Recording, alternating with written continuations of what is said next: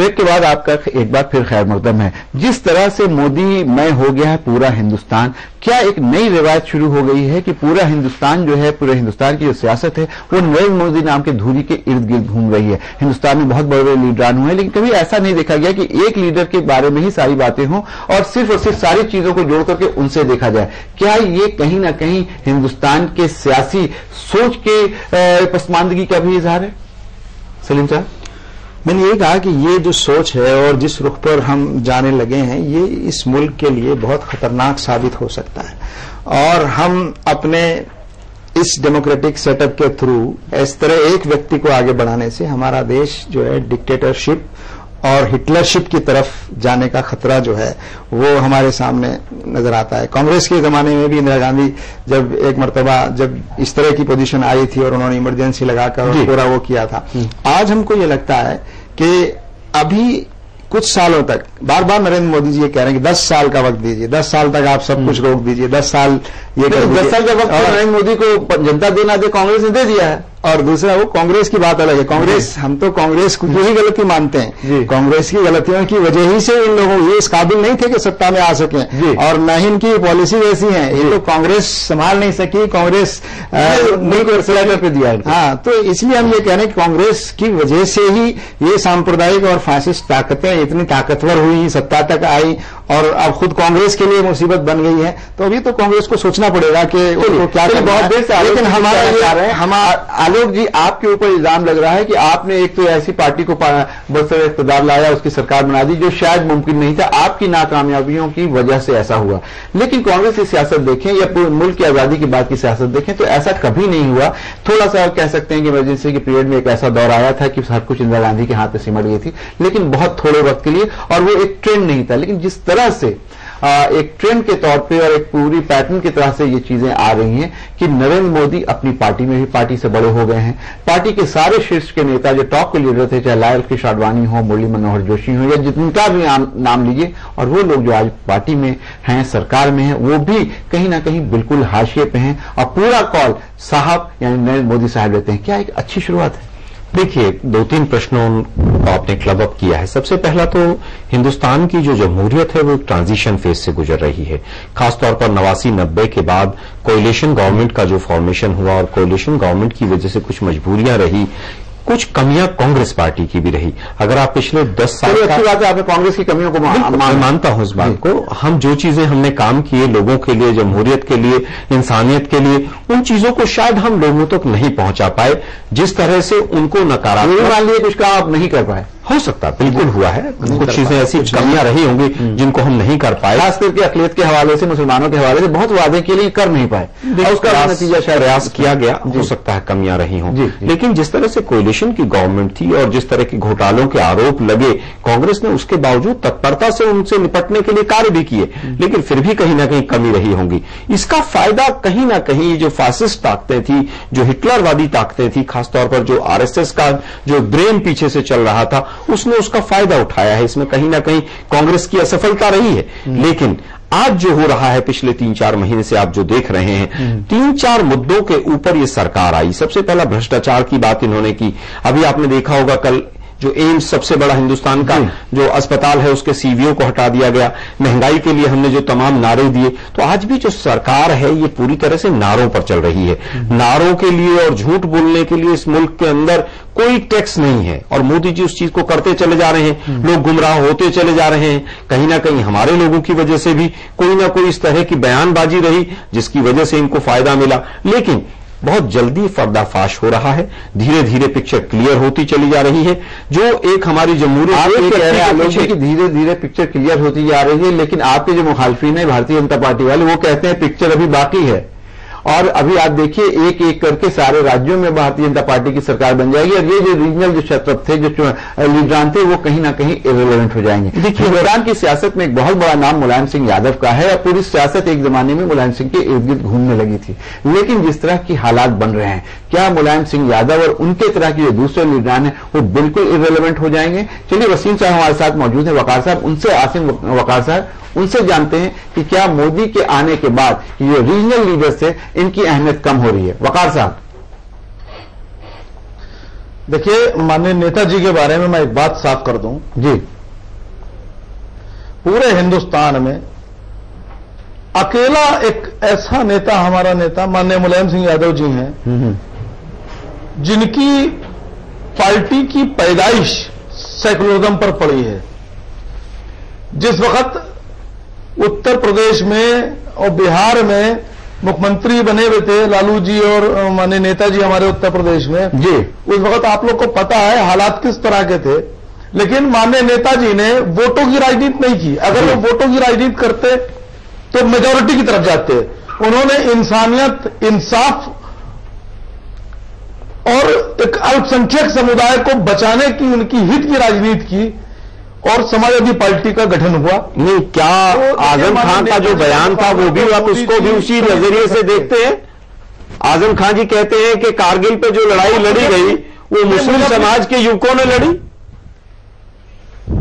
मुझे अभी पूरी बात कर लेंदी, फिर मैं बता साहब आपकी बात मुझे ये, उसके बाद आलोक शर्मा कांग्रेस के आपसे बीजेपी के कार्यकर्ता लग रहे हैं, पत्रकार नहीं लग रहे हैं। नहीं, आपसे आलोक शर्मा सवाल कर रहे हैं, कांग्रेस के तर्जुमान दूंगा बीजेपी समझकर। नहीं, आप गलत समझ रहे हैं। आप कांग्रेस, अजय कुमार ने आपसे क्वेश्चन नहीं पूछा, आलोक कुमार ने आपसे सवाल पूछा है जी। तो ये मैं अभी इनसे पूछता हूं आपसे कि क्या 86 में मस्जिद का शिलान्यास कराना और ताला खुलवाना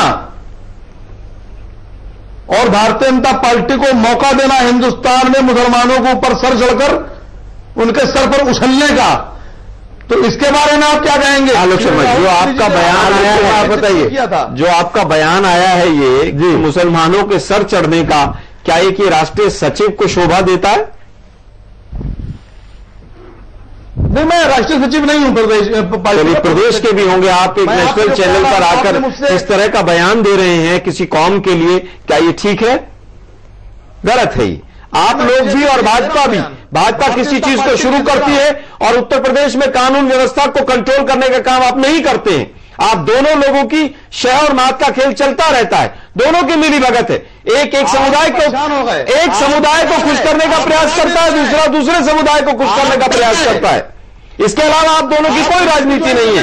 और जब जब सांप्रदायिकता के ऊपर चुनाव लड़ा गया है तब तब कांग्रेस पार्टी को नुकसान हुआ है, और जब जब सांप्रदायिकता के आधार पर चुनाव लड़ा गया है समाजवादी पार्टी और भारतीय जनता पार्टी दोनों को फायदा हुआ है। संज्ञान लेना चाहिए। आप अपनी पार्टी के बजाय आसिम वकार साहब रख रहे हैं। आसिम वकार साहब, ये तो आपके ऊपर सीधा इल्जाम लगा रहे हैं कि आपकी मिली भगत है, आप शहमात का खेल भारतीय जनता पार्टी के साथ खेल रहे हैं। और आपने मेरे सवाल का जवाब नहीं दिया कि जिस तरह से मोदी का उदय हुआ है, मोदी मंजर आम पे आए हैं, तो क्या ऐसा लगता है कि चाहे मुलायम सिंह यादव हो, लालू प्रसाद यादव हो, नीतीश कुमार हो, जयललिता हो, ममता हो, ये सारे लीडर धीरे धीरे करके कमजोर होते जाएंगे और इर्रिलेवेंट हो जाएंगे? देखिए, कोई कमजोर नहीं होगा। मैं बता दूं आपसे, भारतीय जनता पार्टी कमजोर होगी, क्योंकि यह सवाल सिर्फ माननीय प्रधानमंत्री का नहीं है, श्री प्रधानमंत्री जी का नहीं है। यह सवाल है भारतीय जनता पार्टी की अपनी मजबूती का, क्योंकि भारतीय जनता पार्टी पर अब इस वक्त आप भूल गए, एक नाम मैं दे देता हूं, अमित शाह जी का। जी, अब इस वक्त जो बीजेपी पर काबिज हो रहे हैं वो दो लोग हो रहे हैं, उस्ताद और शागिर्द। ये उस्ताद शागिर्द की पार्टी हो गई, उस्ताद और शागिर्द की हुकूमत चल रही है जी। और ये दोनों मिलकर जिस तरह से भारतीय जनता पार्टी पर कब्जा कर रहे हैं, बहुत दिन दूर नहीं है कि जिस वक्त भारतीय जनता पार्टी में भी आप देखेंगे कैसा हाहाकार मचेगा। ये दोनों जब कब्जा करना शुरू कर इसके बारे में तो वकार साहब भाजपा ये कहते हैं कि ये कहीं ना कहीं खुशफहमी है समाजवादी पार्टी के लोगों को, कांग्रेस के लोगों को, या जो बीजेपी के मुखालिफिन है कि बहुत जल्दी इनमें कुश्ती होने वाली है, लेकिन ऐसा कुछ होगा नहीं। देखिए, मैंने क्या ना, मैंने अपनी बात रखी है। जी जी, इनमें क्या होगा क्या नहीं होगा ये मुझे नहीं पता, लेकिन मैंने अपनी बात रखी है कि जिस तरह से ये आप अभी कहे ना मोदी जी नहीं, मोदी जी और शाह जी, इनको पूरा नाम लीजिए, ये दो एक जोड़ी आई है जो हिंदुस्तान पर भारतीय जनता पार्टी पर काबिज होना चाहती है। और हमारे देश का जो अवाम है बहुत अक्लमंद, बहुत समझदार है। मानता हूं कि इमोशनल है, सीधा है, लेकिन बेवकूफ नहीं है। वो कब तक बेवकूफ बनेगा? इन्होंने तो चलिए अंदाज में अजय कुमार से पूछ लेते हैं। अजय कुमार जी, आपने सुना जो बात कह रहे हैं, बिकने लगेगा, जो बात कह रहे हैं आसिम लगेगा कि ये शहमात का खेल नहीं है, जिस तरह से अमित शाह का और नरेंद्र मोदी का खेल है, ये लोग जल्दी समझ जाएंगे और उनकी पार्टी भी समझ जाएगी और किसी न किसी तरह से उसके इशारे मिल रहे हैं कि एक एक करके जो सीनियर लीडर थे बीजेपी के वो किनारे कर दिए गए हैं पूरे तौर पे भारतीय जनता पार्टी पे। नरेंद्र मोदी और अमित शाह का जो ग्रुप है वो हावी हो रहा है। क्या आपको लगता है कि इससे कहीं ना कहीं भारतीय जनता पार्टी को भी कमजोरी आएगी और जिस तरह का मामला चल रहा है हो सकता है उन लोगों में आपस में किसी तरह की कोई तकरार हो? देखिए, मैं दो बातें यहां पे कहना चाहूंगा कि निरंकुशवादी व्यवस्था लोकतांत्रिक व्यवस्था के लिए अच्छी नहीं है।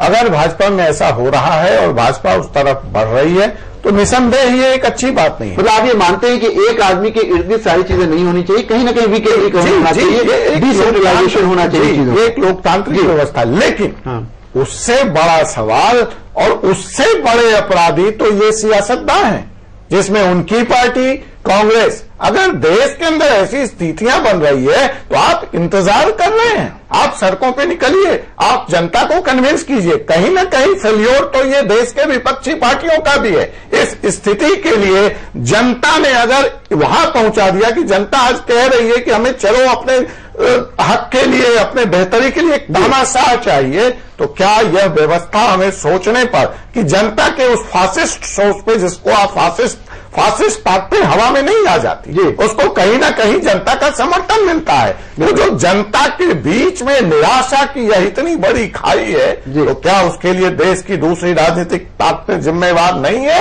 क्या मुलायम सिंह नहीं, नरेंद्र मोदी पश्चिमी घाट से उठते हैं और दिल्ली पे कब्जा कर लेते हैं जी, और आप लखनऊ से दिल्ली नहीं पहुंच पाते हैं, आप पटना से दिल्ली नहीं पहुंच पाते हैं।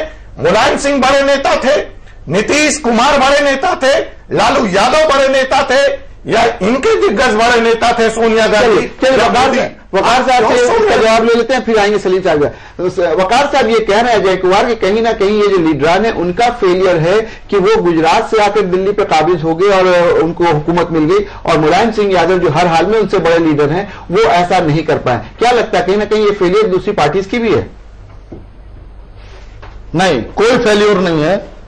और मैं बिल्कुल साफ कर दूं फैसल भाई, आपके चैनल से पहले जी काफी पहले मैं एक चैनल पे बोल रहा था जी, तो उस वक्त सहारनपुर का ये सरदारों वाला झगड़ा नहीं हुआ था। मेरी बात सुन लीजिएगा पूरी, तो आपकी समझ में आ जाएगी जी।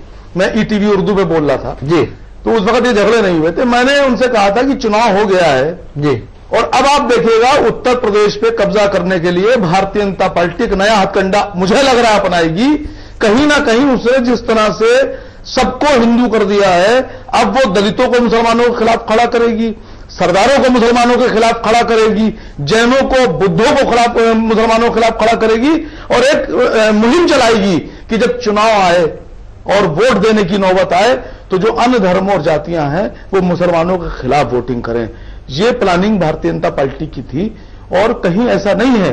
ईमानदार नेता है हमारे। चलिए एक आदमी कहा कि अगर वो चाहते 89 में अगर चाहते तो मेजॉरिटी वोटों की हुकूमत राजनीति करते और मेजॉरिटी के वोटों पर कब्जा करने के लिए वो राजनीति करते, लेकिन उन्होंने मेजॉरिटी और माइनॉरिटी छोड़ दी। उन्होंने हक और इंसाफ की बात।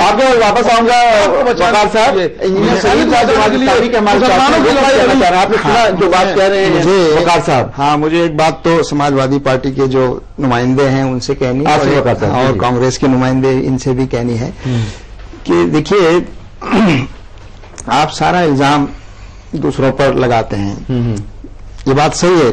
ये देश जानता है कौन दंगे कराता है, ये बात अजय कुमार जी कह रहे हैं, ये कौन दंगे कराता है, कौन नफरत फैलाता है। लेकिन कांग्रेस पार्टी की इतने सालों से हुकूमत रही, आप दंगे कराने वालों को कंट्रोल क्यों नहीं कर पाए? आप दंगे कराने वालों के खिलाफ कार्रवाई क्यों नहीं कर पाए? जब सहारनपुर में और यहां दंगे हुए, यकीनन इससे पहले भी हुए, आपके जो उपाध्यक्ष हैं, राष्ट्रीय उपाध्यक्ष राहुल गांधी जी वो वेल में आते हैं और कहते हैं बहस कराइए। बहुत अच्छी बात है, बहुत अच्छा, पहली बार वो वेल में आए और बहस कराइए। लेकिन हम ये कहना चाह रहे हैं, जब पूरा देश और देश की माइनॉरिटीज खासतौर से चीख चीख कर कह रही थी कि आपका दूसरा टर्म भी जा रहा है, आप कम्युनल वायलेंस बिल आप पास करिए, इन लोगों के हाथ जो दंगा करने वाले लोग हैं इनके हाथ पकड़िए, इनके खिलाफ कार्रवाई कीजिए। और दूसरी तरफ समाजवादी पार्टी को मौका दिया, आलोक शर्मा, वो लोग भी नहीं कार्रवाई कर पाए। आलोक शर्मा को जान लेते हैं कि एक बिल की बात इन्होंने उठाई कि अगर वो आ गया होता तो कम से कम दंगाइयों पे कुछ लगाम लग सकती थी, ये आप नहीं कर पाई, ये आपकी फेलियर है, मानिएगा। देखिए 2 बार बिल को प्लेस किया गया, बिल को भी यूपीए सरकार ने आप मेरा उत्तर सुन, आप तेलंगाना बिल को पास कराने के लिए आप सीएम धरने पर बैठ गए, उसको आप पास और आप कम्युनल वायलेंस बिल के लिए आप कह रहे हैं इतनी, जब तेलंगाना में आपका मुख्यमंत्री तेलंगाना के ऊपर क्या क्या हुआ वो भी देश ने देखा है। हम बिल लाना चाहते थे, तेलंगाना का बिल और कम्युनल वायलेंस का बिल दोनों को आप बराबर नहीं रख सकते। अपने जनता द्वारा नकारे जाने को लेकर आप चिंतित नहीं है और एक रोमानी दुनिया में आप रहना चाहते हैं, 89 को याद करना चाहते हैं, 90 को याद करना चाहते हैं, देश की राजनीति आपको यहाँ पे रोकना पड़ेगा, वक्त हो गया है खत्म हमारे पास। ये जो देवाग्रम बहस हम चाह रहे थे कि और जारी रहे, लेकिन यहाँ पे जिस तरह की बातचीत हुई उससे ये बात तो बिल्कुल साफ हो गई कि लाख नरेंद्र मोदी के ऊपर आप ये इल्जाम लगाएं कि उनके वजह से चीजें हो रही हैं और उनको प्रोजेक्ट किया जा रहा है, चाहे वो उनके लोगों के जरिए हो, चाहे दूसरे लोगों को हुट करने के जरिए हो। लेकिन इसके साथ साथ हर आदमी इस बात से भी कहीं ना कहीं इत्तेफाक करता हुआ दिखा कि इसमें कहीं ना कहीं जो दूसरी पार्टियां उनकी भी कमजोरी रही है। अगर वो अपने कामों को या अपने चीजों को सही तरीके से आगे रखते तो शायद इस तरह की चीजें नहीं होती। अब जो सिस्टम हो गया उसमें जाहिर सी बात है पूरे लोग क्योंकि कहीं ना कहीं सिस्टम से नाराज हैं तो उनको एक शायद उम्मीद दिखती है, उसकी तरफ देखते हैं। लेकिन ये कितनी दिन तक ये मामला चलेगा ये एक बहुत बड़ा सवाल है और लग रहा है जैसा सलीम साहब कह रहे हैं कि लोगों का जो मोह है वो भंग हो रहा है। इसी तरह की बात वकार साहब ने भी की। हम तमाम मेहमान का शुक्रिया अदा करेंगे खुली बहस में। फिलहाल इतना ही। आप आलमी समय को इंटरनेट पर भी देख सकते हैं, लॉग ऑन करें समयlive.com। फिलहाल हमें इजाजत दीजिए और आप देखते रहिए आलमी समय।